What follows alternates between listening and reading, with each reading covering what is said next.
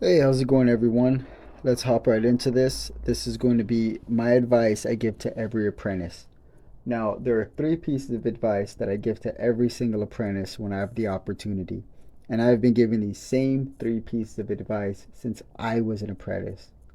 And I think the reason was because sometimes along my journey when I was an apprentice or a trainee, to be exact, I don't feel like I ever had that real journeyman apprentice relationship that some people get. And I feel like a lot of these things I had to learn indirectly. Um, and I guess from my upbringing, not really having good mentors around me when I was young, anytime that I have figured something out or discovered something, I am quick to try and share it with somebody else and try to build them up because, the few times in my life that I had somebody really trying to pour into me and build me up have been phenomenal. So I guess not having that growing up made me want to, pour into other people, and that reflects in the electrical trade as well. Probably why I'm making these videos. But when I was a young apprentice, I feel like there were people who just kind of let me struggle for whatever reason and didn't really take the time to try and show me how to do stuff. So throughout my apprenticeship, or my traineeship, I don't know what to call it, I've come up with three things that I think are very important for every apprentice, probably every worker, if I'm being honest. But this is for the electrical trade, so these are three important tips for every apprentice. Um, let's hop right into it. So, first one is never make excuses. Excuses are evidence that you don't take initiative. Now, this is kind of hard for some people because sometimes there's a task you cannot complete and there is an excuse behind it, a reason why you couldn't do it, and that's fine. See, when I say never make an excuse, I'm telling you that because your boss or the person above you can tell when you're just making an excuse because you're not actually trying. You could be performing a task, and let's say you don't really know if you could drill through some beam or if you could take a particular route with your wiring. And instead of, you know, maybe trying to figure it out or calling your boss or talking to one of the other guys and asking, say, hey, this is my problem. Do you guys know if I could drill through this, or do you guys know if I could take this route? And trying to find a solution. If all you do is finish your task, or you know finish as much of your task as you're able to, and then come up to your boss and tell your boss, well, I couldn't finish this part of the task because this was in my way. See, if you do that, if you take that approach, one, you're probably not taking initiative. You're probably, on your phone, or probably don't really care that much or want to work or want to learn. And your boss will know. So when you do run into something, uh, look at the second one down here. My old boss used to tell me this. He says, I don't want problems, I want solutions. And, he's not telling me I have to figure everything out. But when I'm on a task, it is my job to complete that task.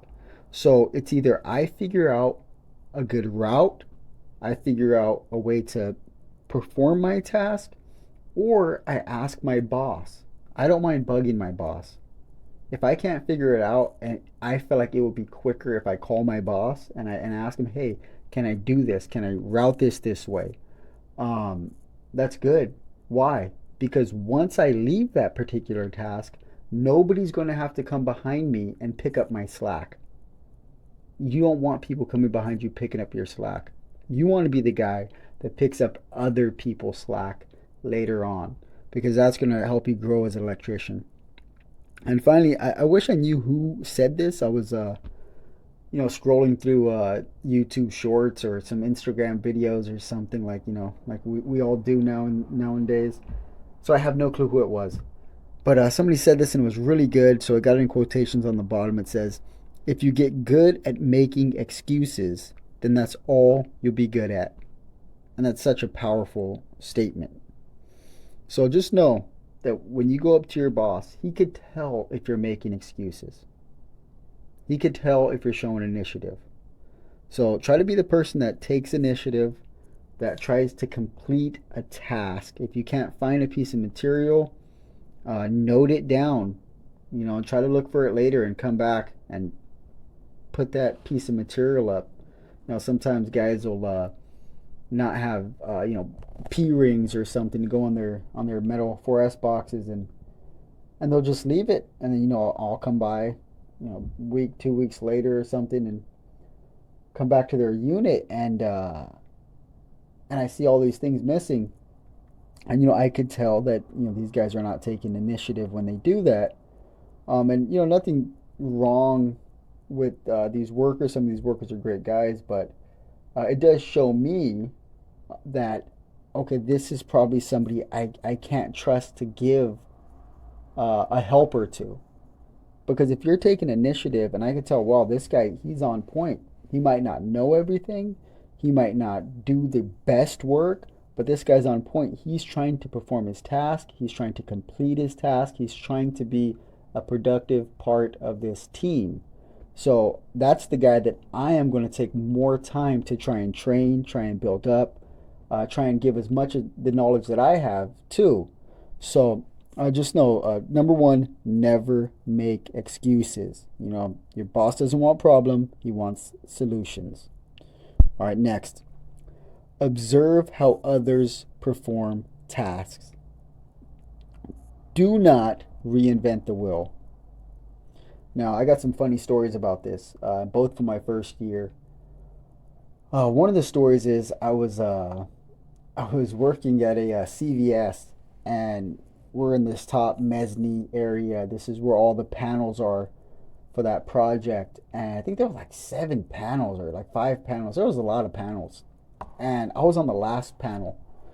My journeyman's already finished the rest of them, and job site's winding down. So he let me, take a shot. I'm literally like 3, 4 months into the trade, just finished school, and so I'm excited. I knocked this panel out, wire it up, snap my breakers in. I think I'm, you know, doing pretty well. And he walks up to it. He looks at my panel. He says, "Wow, that's a hideous panel. It's probably one of the ugliest panels I've ever seen in my life." And he looked at me, and I looked at him, and he says, "Have you ever hooked the panel up before?" And I said, "No." And he says, "You didn't think about looking at one of the other panels that I've already hooked up?" And I was like, I guess not.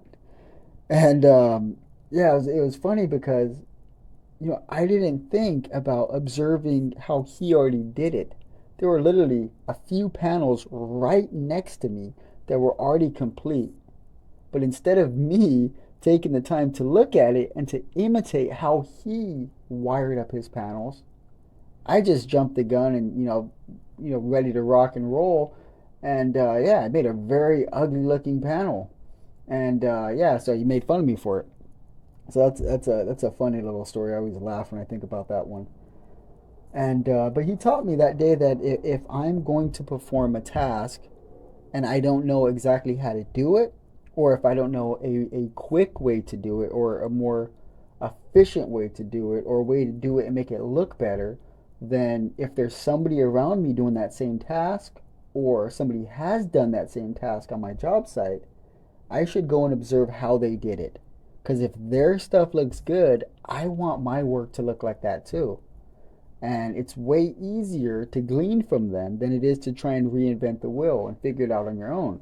You'll go further, faster as an electrician. So, second one, this is so when you start to progress in your electrical journey, you're never too good to learn something new, or to learn something from someone else. I've worked with people who aren't even the greatest electricians, but they're so prideful. They've done a couple of jobs. They've done this before, worked for a few years, and nobody could tell them anything. This person, he's going to be stuck in his ways. He's not going to progress. and he's gonna bump heads with a lot of people. I'll tell you this: I've been doing this for around 13 years, and I could still learn something new. I still learn new stuff, and I'm not ashamed of it. If I ever find somebody that does better makeup than me, then guess what? I that is now the way that I do makeup. If I find somebody that ropes a unit or bends pipe, has a better method of planning and installing, then guess what? That's my new method of planning and installing. I am not married to how I perform my tasks, and you shouldn't be either. I remember one time this old electrician was talking to this young journeyman, and the young journeyman, he was really efficient dude, and they're arguing over something, and I don't remember what it is. But the old journeyman says, "I've been doing this for 20 years," and the younger journeyman says, "Well, you've been doing it wrong for 20 years." And I just cracked up. That was hilarious. But it's true, if you're stuck in your ways, I don't care if you've been doing it for 20 years, you're probably doing it wrong for 20 years. So don't ever be prideful and think you can't learn something from someone. I remember when I was an apprentice, and I learned some good methods. I think it was doing makeup, and there were some journeymen who didn't who weren't you know up to par with how to do makeup well, and they seen how I was doing it, and they started to do it that way. And I respected that because these guys are guys that I'm learning from, that I respect. But they showed me this humility of a guy who wants to be a great electrician, and he's not going to yet let somebody else's lack of experience in other areas, blind him to learning something new. So I really respected that when I seen that, and I try to emulate that too. One of my guys, first year, second year, I don't care if you're smarter than me in this area and you figured something out, then you know I'm going to take that, and that's going to be now my method of performing that. So as you're growing, whatever you're doing, whatever your task is, observe how somebody else does it. Oh, there's another story. And this isn't a so helpful story. I was roping some common areas, some hallways. I think I was working out in Northridge at the time, and there was a guy who was, I don't know if I don't think he was a journeyman, but he was in the trade for maybe 8 9 years at the time, and he was doing the same thing, but this was a big project. He was doing the same thing, but in a different section of the hallway. And I'm supposed to come out of our electrical room and bring all of our home runs out and start roping all the lights in the corridor. And I didn't know what I was doing, so I drilled some holes going into the electric room. And I actually started from, I don't know if I can explain this well, but I started from the electrical room trying to pull through every individual hole. If you know anything about, pulling, roping with Romex or MC or anything like that, you start with your easiest, longest points first. You would pull all the way down the hallway, and to wherever your destination is, and then you'll pull out slack going down to wherever your panel is to go into your electric room, and you'll cut that, and then you'll run it into your electric room. But I try to start from inside the electric room, pull it through all my holes like an idiot, and run it down the hallway. And I spent hours. And when I was walking, I seen the other guy doing it. Well, I actually seen the other guy watching me. He walked by, he watched me, and he seen me struggling, and then he just left and went back to his side. He didn't stop and say, "Hey, let me help you out. Hey, you should do it this way. Hey, have you ever done this before?" He seen me struggling, and he just walked away. And I seen him, and I was like, "Okay." So then I walked over, and I just stood there for probably like 10 minutes and just watched him how he was doing it. And I seen he started pulling down the long portion of the hallway first, and then pulling slack back, cutting it, and it was way easier. And so I just did that. I started to observe, how is this person performing the task that I'm doing. And let me tell you, that took me a long way as an electrician. That got me through so many got that helped me avoid so many obstacles in the trade, because I tried not to be prideful. I tried not to be the know-it-all. I tried to be humble and learn from others and be observant. So observe how others perform their tasks or the same tasks you're doing and learn from them. And lastly, right here, your number one job as an apprentice is to imitate your journeyman. You want to be like your journeyman. I know some journeymen aren't that great or aren't that helpful, but when you find a couple of guys that are good, latch on to them. Or even if somebody's not that good, if you see that they do clean work, you might not even like the guy, but if you see he does clean work or quick work, glean from him. Take a moment or ask him for some advice, ask him for some tips. Don't be afraid to ask people. You're an apprentice. You don't know everything. You practically don't know anything. You're just an apprentice. Remember that. Your job is to imitate your journeyman on the job site. Your job is to learn. And part of that learning is observing how other people do it and asking them questions. So hopefully that helps you guys. Let's move on to the next one. Oh, this one. This one is important. This is probably one of the most important tips of all. Beware the bad attitudes and habits of others. I can't tell you how many times I've let people's bad work habits and bad attitudes with work, just rub off on me. And how many times, to my shame, I say this, I had a bad attitude at work. And, I was the guy complaining, or I was slacking off because you know, whatever reason, I'm just used to working with people and we're slacking off and, we know what we're doing. And yeah, and it kills it. And then it's really hard to get out of that rut. So just remember this. I think it's, if you remember your New Testament, it's 1 Corinthians 15:33. Bad company corrupts good habits or good morals. And, this is a universal truth right here. If you hang around and glean from people with bad habits, those are going to rub off on you. One of those things I guess not the biggest thing when it comes to work, but just individual, for me at least, individual character. I don't like swearing, I don't like cussing, I don't like using bad language. But working on a job site, you're around that all day long. And that's really hard when you're hanging out with guys that are talking a certain way for that not to glean onto you. And it took me a long time, or for that not to rub off on you. And it took me a long time to really learn to guard myself from that. But for you, it might be something else with the guys. But the number one thing is their attitudes. If somebody's, and you're going to meet them, if somebody's negative about the job because they don't like the boss, because they're not okay with their pay, or maybe they're just lazy, whatever it is, whatever they're bitter over, you're going to hear it. They're going to complain, and then you're going to see it. One guy's going to complain, he's going to be complaining to another guy, and then that guy's going to start complaining, and then next everybody's complaining. Nobody likes it. Everybody hates work. Everybody hates the boss. Everybody hates the pay. And you have to guard yourself from that, because you're going to end up gleaning that same attitude. And when you go to the next job site and you're the guy with the sour attitude, if you're working with some good electricians that are, really about the trade, they're not going to want to work with you. They're not going to want, they're going to be guarding themselves against you now.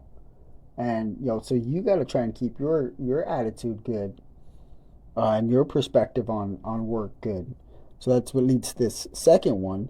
No situation lasts forever.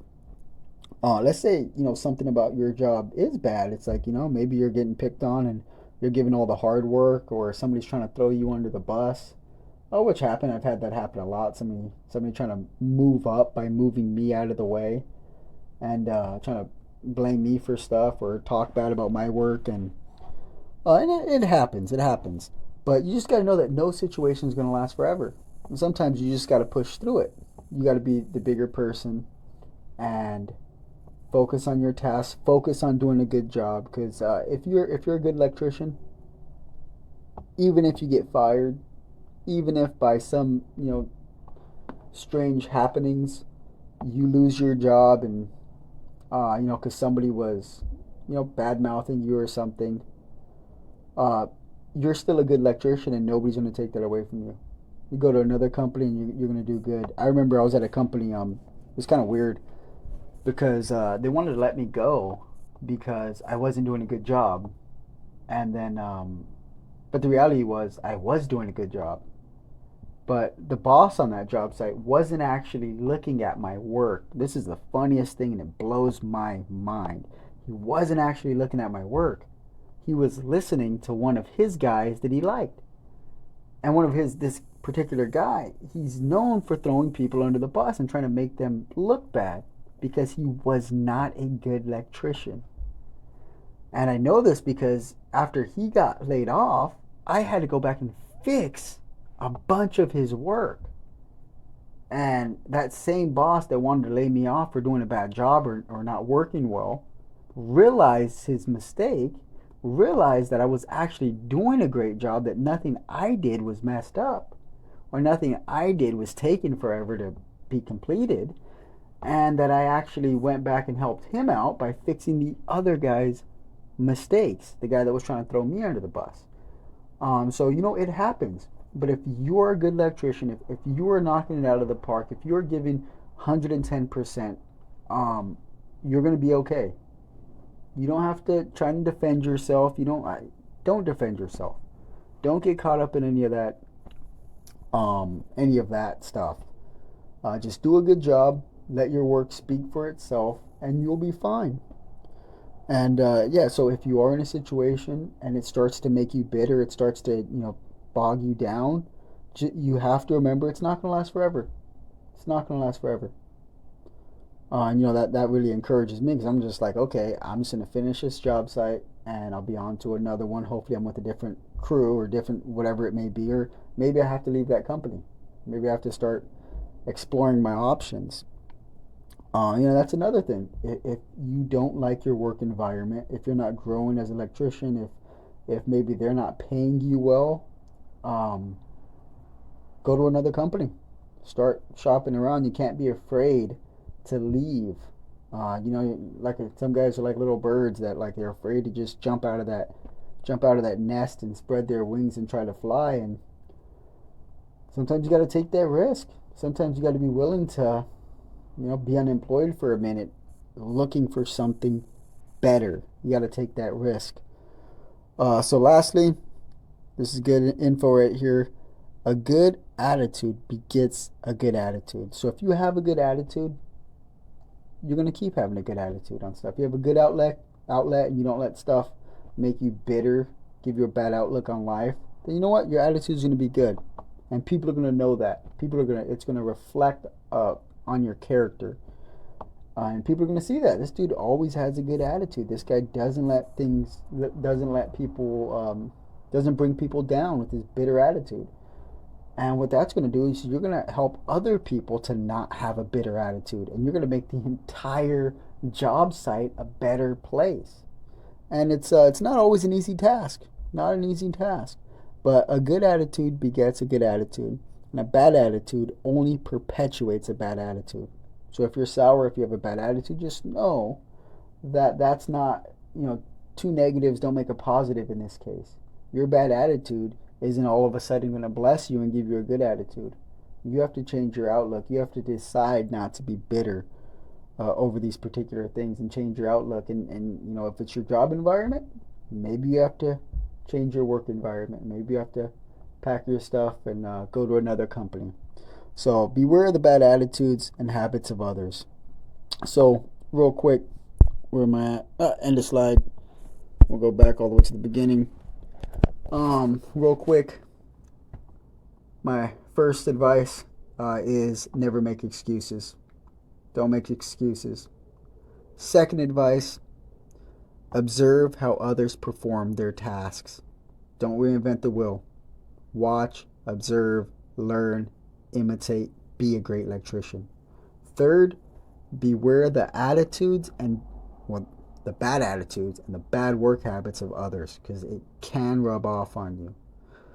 Okay, I'm going to end it here. I hope you guys have got something from this. If any of these didn't make sense or you want some more clarity on these, then just put a comment below, and I'll make a video and expound on it, or just maybe just respond to your comment and answer your question. So hope this helped you guys out. Hope this gives you guys a better attitude. Hope this helps you perform your tasks and grow as an electrician. So, till next time, take care.